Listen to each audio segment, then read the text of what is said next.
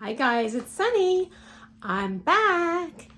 So, for those of you who missed my video yesterday, this is part 2 of a kind of mini series talking about a very, very hotly debated topic in the ballroom dance world, which is which studio type is better, a franchise or an independent?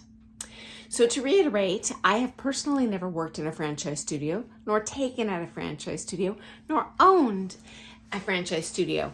But I have many students who came out of that system. I have professional friends that own that type of studio.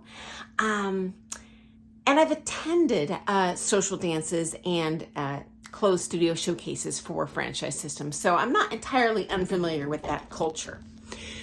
So to minimize a biased presentation to you, I took the liberty of reaching out to my friends who have been involved both in the franchise and independent business side of studios in terms of owning, taking lessons, instructing, to get the full picture of the pros and cons for each, because there are benefits to some on both sides of the coin, okay? As discussed last time, franchise studios do charge more for the quality of dance information you get. Usually, I am painting with a broad brush here. There's always an exception. Every studio is unique. What do franchise studios do better that makes them so successful? They earn so much money. What do they do that allows them to charge so much for their services? Well, first out of the chute, they do an amazing job advertising, okay? So they charge more, and that means they have a larger budget to promote themselves. They are paying an annual advertising fee or royalty fee or both to that nationwide studio chain to ride on that the coattails of the name of that studio, to pay for that public messaging of, hey, we're the best, come take with us, okay?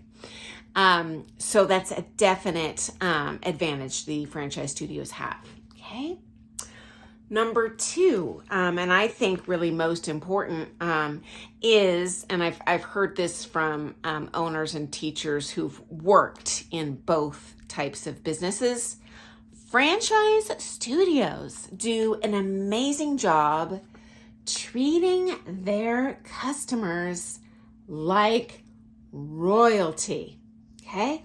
What does that mean? They you know what, do everything in their power when that person comes in to make them feel cherished, important, valued. They are number 1, 2, and 3 in the priorities of that instructor's life. And you honestly are less likely to find that in an independent studio from the owner or the entire culture or the independent teacher. Not that that doesn't happen. You know, there are absolutely exceptions to every rule. So again, I'm painting with a broad brush, but that is a strength that the owners and teachers who've worked in both styles say is definitely in the ball court of the franchise worker and student, okay? Now, granted, most independent studios are very positive, very supportive, very customer-oriented, but realistically inside, any teacher, kind of honestly, probably more likely the independent studio, you're going to find a teacher who's a pill, because there's not, you know, a singular employee handbook if they're independent contractors, you know, governing their behavior. And so you don't get that guarantee of being courted, so to speak, in the independent studio like you do when you pay more for that franchise studio experience. You know, and many people are going to pay more for that happily, which I understand. There's a value to both.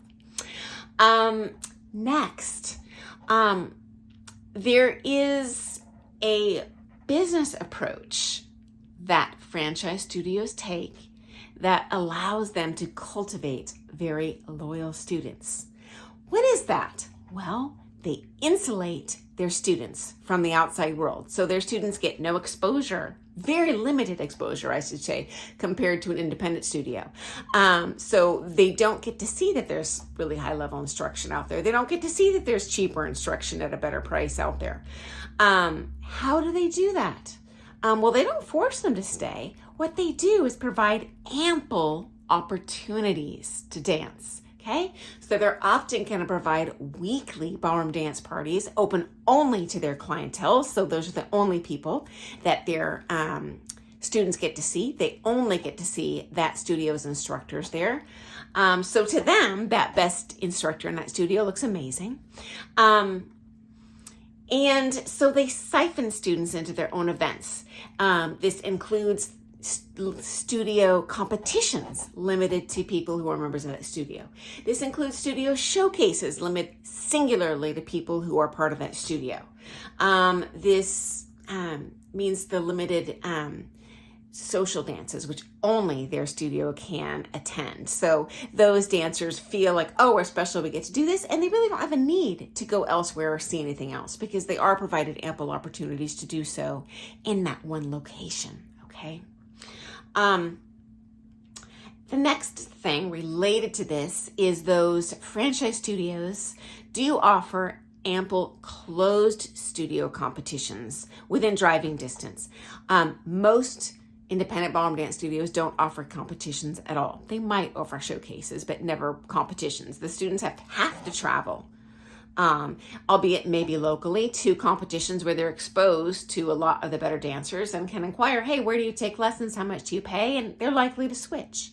Also, in that closed franchise setting, everyone's a winner, okay? They aren't exposed to those high-level dancers. In the sanctioned competitions that the independent studios all send their top students to, like NDCA, USA Dance, WDC. There's many different governing bodies that run, I'll call them open competitions to anyone, so they attract the best dancers.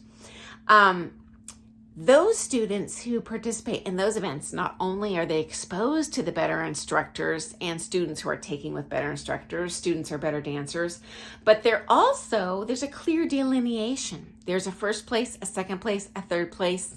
There, frankly, can be more of a feeling of failure.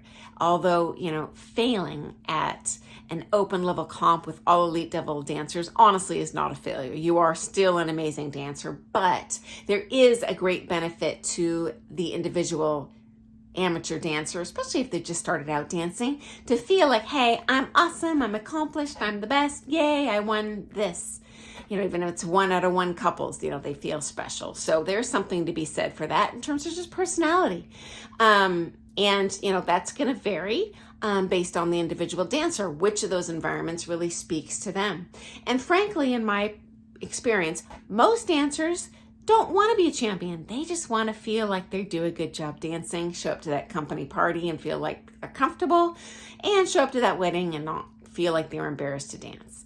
Certainly you can accomplish those things, with an independent studio, especially the wedding dance and things like this without getting roped into an expensive package. But the competition experience, in my opinion, is easier to feel like you're successful in the franchise closed competition setting. Okay. And finally, in my experience, from what I've seen, there is a lot of misinformation that can be disseminated in the franchise studio because they are not exposed to any other teachers, any other truly independent studio teachers and students. So they are free to say whatever they want. Hey, our instructors are better, our dancers are the best. And there's no way for these kind of closed franchise studio student to know any better. Not to say that misinformation doesn't happen in the independent studios, because it does, absolutely, but it's much more likely to be exposed in that setting because the students are exposed to a wide variety of students and teachers, and then they make many friends outside of their own studio, many friends outside of their own teacher. Usually, okay, not always. Again, I'm painting with a broad brush here. Every studio ultimately is unique, okay, whether it's a franchise or an independent. There's always an exception to the rule, okay, guys? And frankly, they can puff and toot about their instruction quality being higher than it is, but honestly, this can happen in the independent studio too. There's no guarantees, okay? So there is a lot more to share in the pros and cons of franchise versus independent, what you're getting for the money you spent. I'm pushing that 10-minute mark, so I'm going to continue this really hot topic tomorrow. If you disagree with what I've said, feel free to comment. Even if you've only experienced one type of studio or the other, feel free to share your experiences. Our other viewers would love to see that. And read about your experiences, not just the experiences that I'm sharing here in a really broad picture. So thanks so much for joining me. I look forward to seeing you tomorrow. And I will share more of these differences between the franchise and independent studios and the value that you're getting in both, because they are unique. Okay, so I'll see you tomorrow. Thanks, guys. Make sure to press thumbs up, subscribe, join me tomorrow, and comment if you have any questions, disagreements, opinions, experience. We love hearing that stuff, especially me. So have a good day. See you tomorrow, guys. Toodles.